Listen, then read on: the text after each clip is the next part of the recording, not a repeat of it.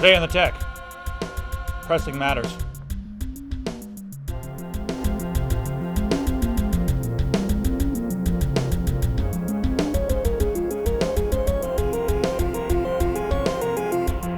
So got some good coffee here today. Thank you very much, Paul. Paul sent us some coffee, one of our viewers. He actually roasts the beans at home, and he wrote me an email and he's like, hey dude, you guys like coffee? I'll send you guys some coffee. So he sent us these 3 lovely varieties of coffee. We've got some Indonesian Lake Toba coffee today. And Paul, dude, you did a hell of a job. This stuff is delicious. Just a hint of antifreeze? Yeah. This is the best way to... Wait a second. Now everyone's going to be trying to poison us. I have to hire someone to test everything from now on, so... Randy. This is suspiciously packaged. Yeah, that's not good. And it did come from Miami, Florida. Even though, Paul, I thought you said you lived in Minnesota. All right. Paul, it's very good coffee. Actually, I like got a nice body to it. Good roast. So, well done, sir. I enjoy it. If you actually start bagging this stuff, I'll buy it. That's the sound of how good it was. Let's get started because there's a lot of stuff to talk about. It's the End of the World edition. Guys, we ordered 100 shirts in our store. This shirt here, we've got 100 of them. We have 50-something thousand subscribers. We get over 130,000 unique human beings on our website every month, and we can't sell 100 shirts. Is it that lame? That was my sales pitch. Guilt trip. And, yeah. You can hire me. I'll come to your house and guilt trip your friends. I'm very good at it. Zweihander, you guys did a hell of a job. Thank you very much. Hope you guys enjoy the album. But we were on the front page of Bandcamp, and I said if you guys did that, I'd be drinking some coffee. And Paul came through, and it's just, oh, what a day. Should we talk about tech? Should we do that? Isn't that what this show is about? I don't know. You're so wired. It's crazy. I told you, I can't help it. All this coffee. It can also be a hat. No, don't fall off the table. Almost dropped my coffee and my Raspberry Pi. Beasts and Raspberry Pis, nature's best friend. Don't try to eat the Raspberry Pi. No, it'll rot your teeth out. It's filled with sugar and silicone. Okay, first thing we're going to talk about today. Everyone's going crazy about the leap. Does it make you want to jump, Wendell? No. No. That's what Chris Cross is for. So, this leap, it's like 200 times more accurate than the Microsoft Connecticut. And you basically sit there at your computer Minority Report style and just flail around a bit, and it's pretty epic. Now, a lot of people are calling this the biggest innovation in years and years, and it's going to shape the future of computing from here on out. The Verge said that, and it's pretty interesting little device. You've been talking about maybe trying to get a dev kit, right? Yeah, we need to get a dev kit because the dev kit videos are awesome. There's a guy who's flying a quadcopter with his hands. Just like... And there's a demo where they've got a 3D model of somebody's hands in the computer when they hold their hand over the device. Mm-hmm. And if touch computing takes off, this will take off even more for one reason: fingerprints. This does not have the fingerprint problem. It also can work on any device, even if it's not touch enabled. Oh, so you don't have to have a touchscreen. Yep. You sit there, look at this guy playing Half-Life. He just magnumed somebody. Now he's machine gunning. All right, here's the part you were talking about. Where is it? Right here, where he puts his hands in the thing. Flying the airplane. Yeah, there it is, the hand. Yeah, that's a 3D model of the hand, apparently, from like the raw sensor data. Yeah, the device is handy. There's another, like somebody who actually got a dev kit who is not the people that make it, who may be selling snake oil, is the implication there. But a third-party developer was actually flying a quadcopter. Like they got UPS ran at 10 o'clock in the morning, and by 3 p.m. they had it flying a quadcopter. I gotta click on this cat here because I've got too much coffee in my system. There's a cat with wheels. What is this garbage? What is this? I don't want to watch this. Why am I watching this? All right, moving on. Someone's turned him up to 11. Oh, God. This is all your fault, you people. If you guys buy more Zweihander and it ends up back on the main page, next week I'll have even more coffee. Nicotine patches and coffee. I'll be doing the tech from a hospital bed. But I'll do it, by God. Tim Cook is taking a massive pay cut, 99%. Now, this is a little bit misleading because a lot of his pay was sort of a big signing bonus. From the last couple of years, they give him tons of stock options. But right now, they're not giving him any cash, any bonuses, anything like that. He's just getting like $1.3 million. That's it. That is really low compared to the rest of the world. And they're saying it's, everyone's come out at Apple and they're like, this is not a punishment. We're not spanking him for, Apple, whatever, Maps. We're not going to, no trouble for that, and all the people that died driving off buildings and that sort of thing. Everything's fine there. This is just, I guess they're just making some changes in the company, and this is what they're going to do from now on. I don't know. Well, and they lost a lot of market value on the stock market because there were a lot of analysts saying that their stock value is way too high and that it needs to come down around, like 260, 300, something like that. And they're bothering everybody else, too. So making enemies and inflating their stock price, bad, bad, bad. I shall pose a question to you. Will 2013 be the year of Linux? Wasn't this year already the year of Linux and we just didn't know it yet? Yes, it was in fact already the year of Linux. We just didn't know it yet. You know something that's really scary?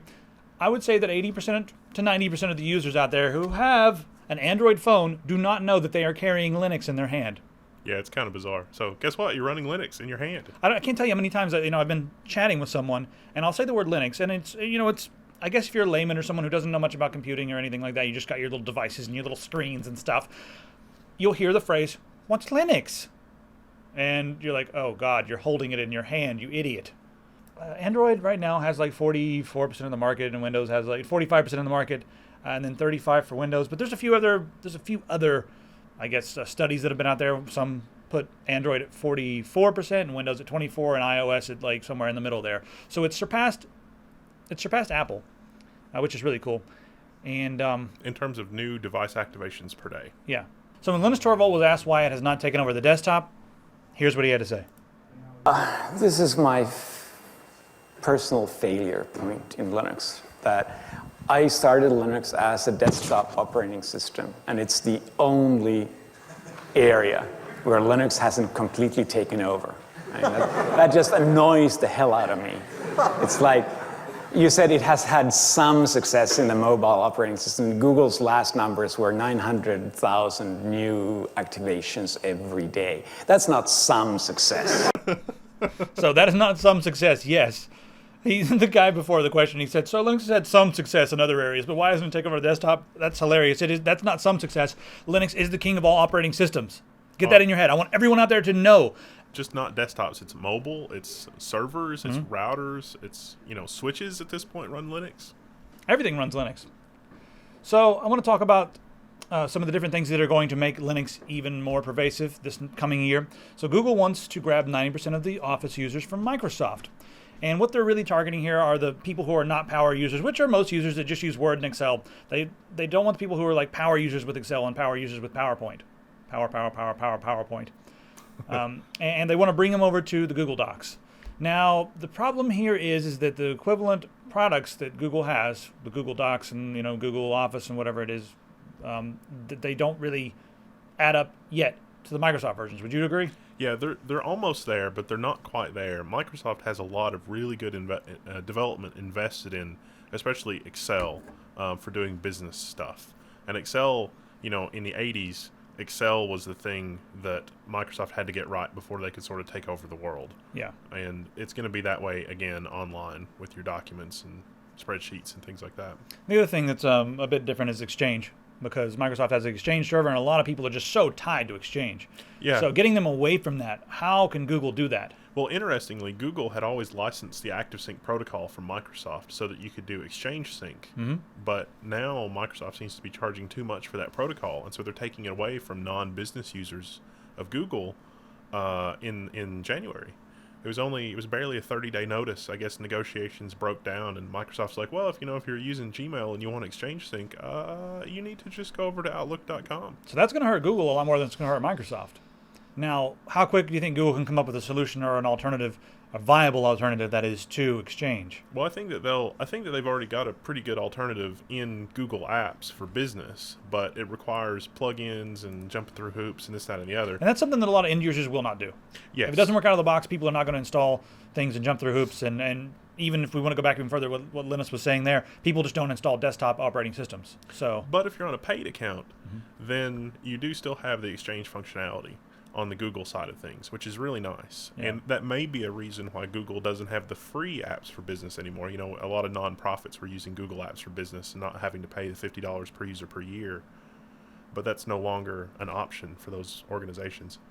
And Exchange Sync is not part of the free stuff anymore. Yeah. So if Google can actually take over 90% of the market, which I don't think they can just yet, but if they actually can take over even a small part of it, we're going to see a even larger shift to Linux because Google has the Chromebook and we've got Android devices, and then we're going to start seeing some Linux desktops coming out. Another thing that's really going to start changing things are all these system-on-chip devices that work on Linux and Android, like the Raspberry Pi, for instance. You could do so much with the Raspberry Pi. These things are going to be everywhere, and we're seeing tons of alternatives as well. And I bought this, like 3 or 4 months ago, and there was a waiting list, so it took a while to come in. And now that I've got it, it's already out of date. There's several other competitors out there with better hardware, like twice the speed, twice the RAM. In fact, there's one right here. I'll just show you guys this stuff here. What's the actual name of it? It's the This is the Raspberry Pi wasn't designed with native Android support in mind, but this MK802 was designed for Android. Yeah, it's ready for Android. It's ready for Android 4.0. The Raspberry Pi is not really ready for Android 4.0. It's got twice the RAM. It's got 802.11bgn built into the device. So there's a lot of really cool alternatives out there, and you guys can do so much with them. I encourage you guys to pick something like this up. This was $30. You really can't go wrong. And this is really taking off in the third world too, because a lot of the poorer countries don't have desktop computers, but they can get this and plug into a television and get on the internet. I mean, hell, you can build servers out of these things. There's like people building this is a cluster of 64 Raspberry Pis. This is the Lego supercomputer right there. Terabyte of RAM. That's ridiculous. Another application for it here. Here's some guy, and I guess he sounds like he's in Britain. I'm not sure, but he's taken his Raspberry Pi and he's hacked Siri to work with the Raspberry Pi so that he can talk to Siri and tell Raspberry Pis to do things all over his house. For instance, opening his garage door. And there goes the door. Opening the garage door. Garage. Opening the garage door. I want that on. If I had, I would get Siri if I could have that awesome British accent. Radio, governor. Radio, opening the garage door. But then they wouldn't understand anything I say because they'd be like, "What are you, American? Doing that crap? What are you doing that crap American accent for? Put on your British accent." And another thing that's huge this year that a lot of people are already talking about, gaming. This could be very bad for console makers. It's going to totally change the way consoles work, and it's going to totally change the desktop experience because Steam is moving to Linux. You'll probably have to reshoot that. Yeah, there's a motorcycle outside. You need more coffee. Oh, yeah. Ugh. Coffee. Yes! You'll have to cut this in. Good. Yes. Otherwise, somebody will be like, "Oh my God, the level of coffee changed in the jump cut. What happened?" I'm almost drinking this entire thing of coffee. It's a point where you go all the way back around, then you crash and fall on the floor and just shake for a while. I'm going to be at that point any minute now. But what were we saying here? Oh, yeah. Video games are going to take over the world, and they're going to do so with Linux, not with Windows. Everyone thought Windows was going to be the gaming platform, didn't know gaming platforms. Well, now Steam is going to Linux with the Steam box, and we got the Linux Open Beta right now with Steam. Not a lot of games support it, but if you want to be successful and you're a game developer out there, you need to support Linux because Steambox is going to be in a lot of living rooms. People do not even understand how big Steam is. If you go down to GameStop and you mention something about like PC sales, they're like, "Man, nobody's buying PC games these days." That's because they don't know about digital downloads, and Steam doesn't release a lot of information about how many people are actually downloading their games, but they're doing quite well. Well, the problem that Steam has is they started out as a distribution platform. Mm-hmm. And this is one reason where the iTunes App Store has done really well, because Apple controls what goes in the store so well that when they come out with a new platform, they can have support for that platform out the box. Yeah. Steam doesn't have that luxury. But where Steam has been moving with the tools that they offer developers is exactly that, so that they're future-proofing Steam. Yeah, and a lot of developers are going back and adding Linux support into their games or, recompiling for Linux. And that's going to be cool. Right now, a lot of people don't have many games. I looked at my list. I've got like 16 games out of like 250 games that actually work on Linux. I see there's strange lights. I can see sounds. Ooh, sound waves. Wow, my brain must be on a strange frequency. And then we also have the Ouya coming out. Remember the Ouya, the thing that was on Kickstarter for a while? The Android console. Mm-hmm, the Android console. And that's going to be Linux, and that's going to be in your living room, and it's $100.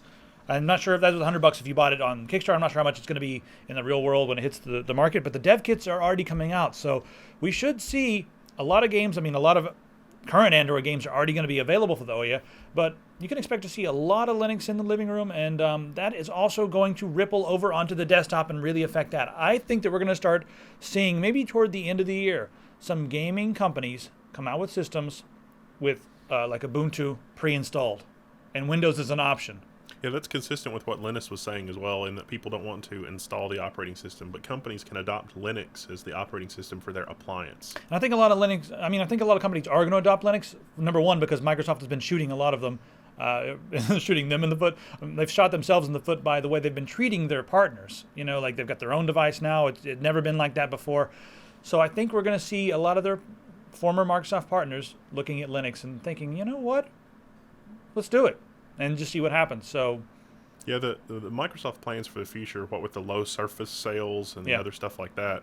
Windows Blue is the other brainchild of Ballmer, and honestly, that's where they're going to come out with Windows once a year. They're basically riding Apple's coattails with everything that Apple's doing. Apple does OS 10.1 and 10.2 and 10.3, and that's what we're going to do with Windows Blue. Yeah, I just don't see that working out. Yeah, Windows blew your foot off. You shot it so hard. All right. So, yeah, Linux, it might be the year of Linux, but this year already was the year of Linux. Let's talk about all that legal nonsense. So the Congress and all that stuff have been doing bad things as usual, and there's been a lot of articles that have come out that have said that the Congress does not have enough stomach to do anything else like SOPA or PIPA, and it's just not going to happen anymore because, there was, how many phone calls? 8 million attempted calls to Congress, 4 million email messages, 100,000 websites went dark remember that one day when everything went dark because of the PIPA thing? Senators were like, oh shit, the voters are noticing. Yeah. So let me tell you what's really going to happen here, because everyone's like, yay, look, standing outside with a sign has helped. Going out and walking around with these, we are angry, we're not going to take it, this is a cat. The Internet Kitty Defense angry. League. Yeah, they really take you, they took you so seriously with your meme cat picture there. Standing outside, I'm not going to take this, here's my meme cat. Here's what's going to happen now. All this nonsense, with their SOPA and their PIPA and their laws and their email reading nonsense where they what room is it? Room 614A. Yeah, room 614A, where they're looking at all your stuff. Well, that has pushed us all underground. And guess what? All the noise that we're making is going to push them underground. And pretty soon we'll all be at the core of the earth having tea and sweating. That's exactly what's going to happen. Guys, they're not going to stop because there's too much money in it. They're not going to stop because they need the control. They're going to keep doing this. And they're going to keep quiet about it, and they're going to try to sneak it past. Luckily, we're still smart enough, and they still don't understand the internet enough that we know what's going on here. As you can see, at the last minute, they were voting on the, what was it? Whether or not you need a warrant for stored email. Yeah, what was the name of the act? Fisa? Yeah. Yeah. They were voting to renew Fisa, which came out in 2008. And they conveniently, right at the last minute, pulled out the clause that said you needed a warrant to spy on people's emails. And they're voting on it like right now. I'm not sure what the results are going to be. We'll find out tomorrow, and then wish that we'd found out now so we could tell you guys. But you guys will put it in the comments because you're cool like that, and you're not going to yell at me for not knowing this right now because it hasn't happened yet. But it will. Coffee! Coffee! Today's show brought to you by coffee. I don't know, anything else we need to say about that? Just watch them. Yeah, but it was really weird because it was like everybody looked around and winked at one another, and then all of a sudden the provision to require a warrant to snoop in your email was just gone. And then Rand Paul's like, hey, what are you doing? Stop it. What are you guys doing? Hey. So we got Rand Paul jumping up and down. Someone's probably going to cut his knees off. And Senator Wyden. Yeah, Senator Wyden and Rand Paul are like running around. Rand Paul, I didn't know what to think about you. I'm still really mad at you for endorsing Romney and all that stuff. You crooked person here from Kentucky. But you might be cool. I don't know. I'll give you a chance. What's happening? Something caffeine something. something caffeine something verklempt. So Marvell got in some big trouble. They've been ordered to pay $1.17 billion in damages to Carnegie Mellon. Those Mellon had sued their pants off because there was some technology built into the Marvell things that made reading magnetically stored data easier. And they've been doing it, and they've sold billions of devices since like 2003.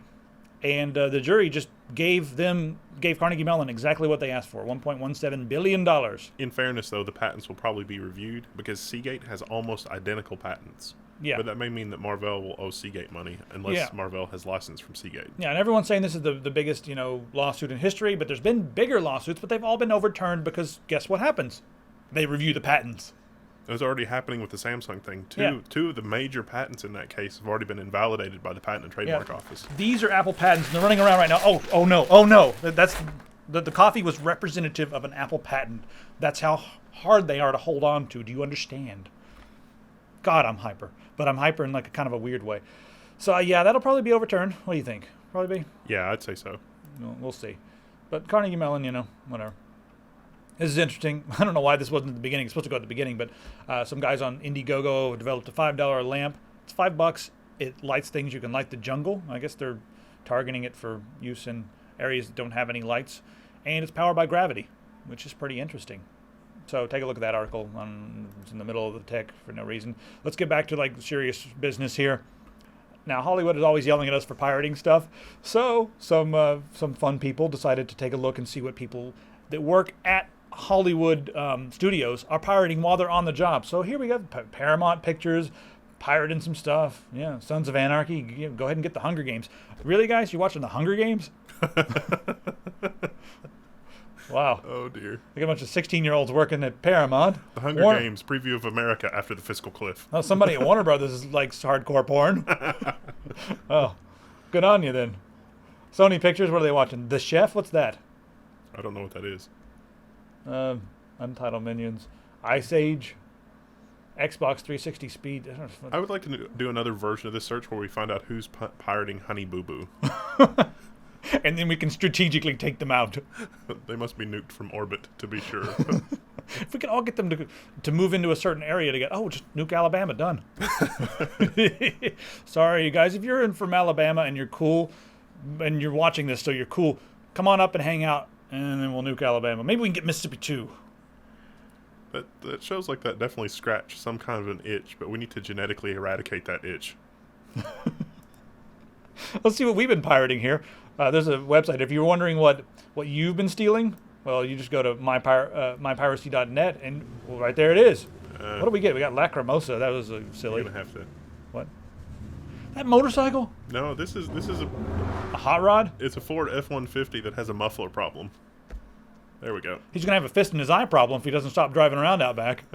We're gonna have to stop opening all the doors and windows to offset the studio lights when we do stuff.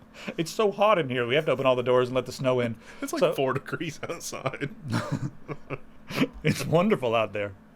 I'll go out there and run around on my skeevies. Is that skeevies? Skivvies? Skivvies. Skivvies? I'll go run on my skivvies and be skeevy all over. Let's be skeevy. You're getting skeeved. And verklempt. I'm skeeved and verklempt. There's a man outside in his skivvy skeeving me. Oh dear. This is your fault, all you guys. Combined Zweihander. Are you monitoring your blood pressure? Because I think it's all the way. it's 11. Turn it up to 11. So I've been downloading some Tourniquet. I don't remember downloading that crap. Wilderness King. What is Rites of Passage? Who downloaded that? I have no idea. Yeah. And it's not bad. A few things. So find out what you've been downloading. And what they know that you... Oh, that's there again. Whee! Go away! EFF warns about Fisa. Why we should be worried about Fisa. Why should we be worried about Fisa? I have no idea. It's a good article. This is the warrantless wiretap thing. Yeah. Well, the people in New York, the whole gun control thing, which we're not really going to get into, but some newspaper in New York was like, it'll be a really good idea for us to take all of the people that are registered gun owners and put them on a map so they can be threatened by, other people. That seems like a great idea. Yeah, so the people with rakes and forks and knives couldn't go attack the people with guns? I don't understand. So you guys that were like, I have nothing to fear because I have nothing to hide. Yes, you do. Anyway, it is an interesting article. I did read this. And there we have Wyden going crazy again. Wyden is like, he needs a cape. We need to get together and we need something for Wyden. It's only going to be a matter of time before he's found. Like, he just wakes up in a hotel room surrounded by dead hookers and coke, and he has no idea, but there's all these pictures on the internet. And it's just going to be him going, damn it. He's like, I've been renditioned, son of a bitch. If that happens, we've got his back, right? Right? Well, we know it was a setup. We know it was a setup, but who will listen to us? Yeah, Fox News is going to have such a fun day. All right, Wyden, don't let anybody touch your drink, and don't let anybody put needles inside you while you're asleep, if you can help it. The Great Firewall of China, yes. The Great Firewall of China has been upgraded. It is now the Great Firewall of China. The Greater Firewall. This Firewall of China, it's almost, what do you say? What did you say? Was sentient? Sentient, yeah. What did I say? Sentient? I don't know what that word I'm going to is. sentient myself home in a minute. Yeah, the Great Firewall of the Great Firewall of China is almost sentient. Nope. Try again. Start over. The Great Firewall of China is almost sentient now. I just... You just go into it. Okay, so they upgraded the Great Firewall of China, and now the Great Firewall of China can apparently detect encrypted traffic, and it will interfere with it and eventually shut it off. Because a lot of business customers that have VPNs to their Chinese offices were complaining that now they can't get a connection. So apparently the Chinese firewall is like, this is encrypted traffic, we can't spy on that, we'll just turn it off. What can we do to get around this? I mean, besides changing the ports, that's what some people are doing right now. They're just changing the ports from one to the other, and then after a couple days, that gets taken off again. Can we go any farther underground? I mean, it'll be hard to if you're going to have to resort to steganographic methods and things like that. Is that a gunshot? No, that was somebody in the basement. Oh, okay. They'll have to resort to steganography, which is hiding information in other information that you don't know is there until you look for it. But that's wildly inefficient. Yeah, because you have to have way more information than you need to transmit. Yes. That's number one. And number two, developing the algorithms to do such a thing. You might be able to hide, 2 or 3 kilobytes of information in a 1 megabyte picture, for example. Yeah. And then send tons of pictures, and then you get your message. Yeah. Well, that's fun. Let's talk about hardware. The AMD FX 8300 is hitting store shelves. Now, what's so cool about the 8300? I really like this one right here. We've just built a system with the 8350, and we'll be doing some benchmarks on that. We've been overclocking this thing like crazy. I mean, we're getting like 12, 13, 1400 megahertz, and we still haven't gotten it quite stable, but it's running cool enough that I know we can get it stable. That thing's fast as hell. Really good for multiprocessing. Really good for multiprocessing, because it's got 8 processors. Anyway, this one is an 8-core. And the interesting thing about that is instead of drawing 125 watts of power, it only draws 95 watts of power. It's not 4 gigahertz like this one. It's only 3.3 gigahertz, but it turbos up to 3.6. It's going to be pretty fast and draw less power. And what's interesting is that's making it sell. The fact that it's using less power. That's important for data centers. Yeah. So I'm thinking that this might be a pretty good alternative to some of the Intel options just because it's inexpensive and uses less power. That's pretty much it. It's not going to be nearly as fast as the Intel equivalents like the i5-3570K for gaming and most applications, but for some things that like lots of cores, it'll be great. All right, what else do we have to talk about here in hardware? Oh yes, Samsung has reached a milestone in the development of the 14-nanometer manufacturing process. This is going to be really big for system-on-chip devices, tiny devices. They're going to be able to do lots of things. Billions and billions of transistors. That's going to be really cool. It's bad news for flash memory, though. Why do I say that? Well, as flash memory shrinks, it has more noise and wears out faster. Oh, so right. we may be at the plateau for how awesome flash memory can be. Well, you can couple this technology with the technology we talked about last week that heats the flash chip and then sort of makes it last hundreds of times longer. We hope. So if they can couple, 14 nanometer flash, we're going to see like stuff the size of your pinky now with 2 terabytes of data.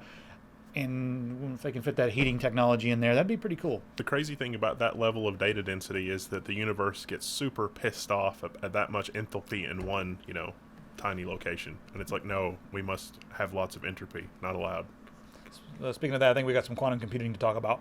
Oh, yes. So these dudes, they've, some dudes, who are they? People get angry when I'm just like, these dudes. They're like, who? What are you guys, owls? I'm sure they're not all named Al. We just went with one pun to another pun. This is not punny anymore. In fact, this is your punishment, all of you. There's 2 independent teams here that are working on this quantum/regular computer. It's sort of a mixture between the two. And here's the thing that makes this so fast. Broom and Walmsley. Broom and Walmsley, yes. Matthew Broom and Walmsley. What excellent name for scientists. Broom and Walmsley. What makes quantum computing so different than regular computing is the fact that it can be in 2 states at the same time. Like with regular computing, you've got 1 and a 0, on and off. This one can be on and off at the same time. It can spin in 2 different directions at the same time. So therefore, it can compute like way faster. And it can do a lot more than that. I mean, it's superposition. It's pretty cool. They're going to use the photon, which is a boson, one type of boson.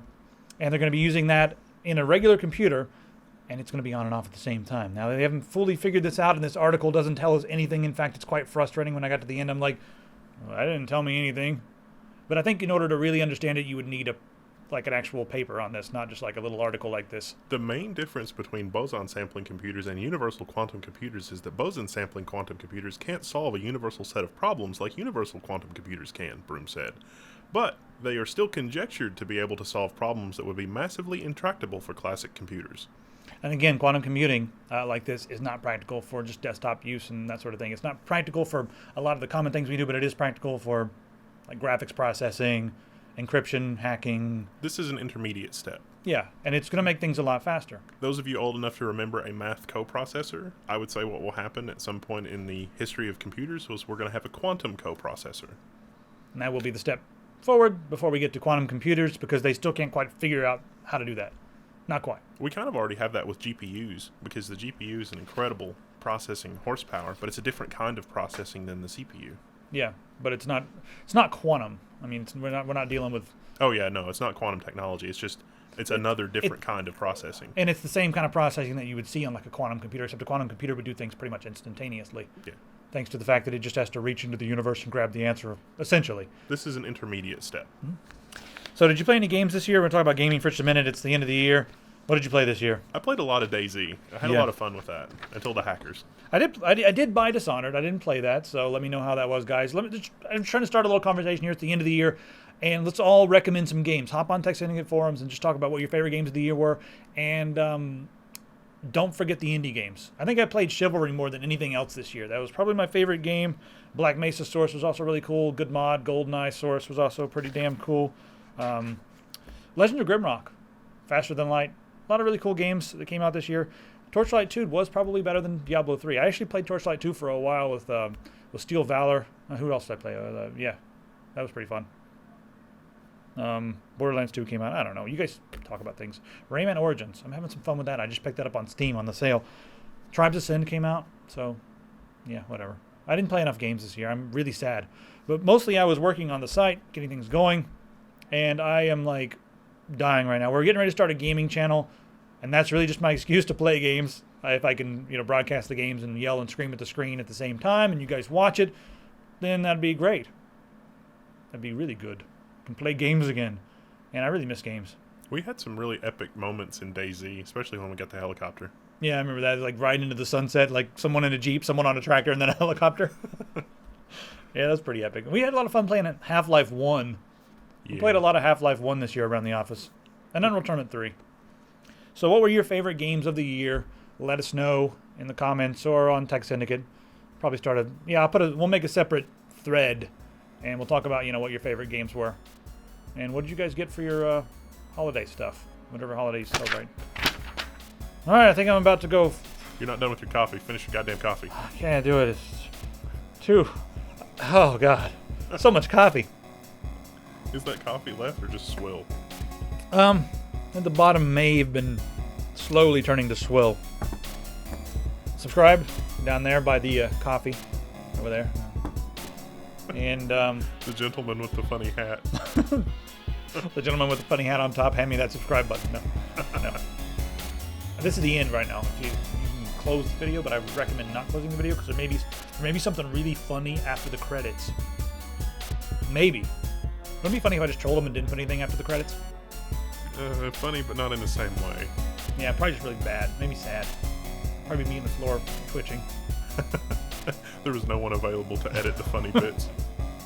Yeah. I'll see you guys in a week or so. I don't know, as far as this show goes, but I'll do some more videos in the meantime. See you guys later.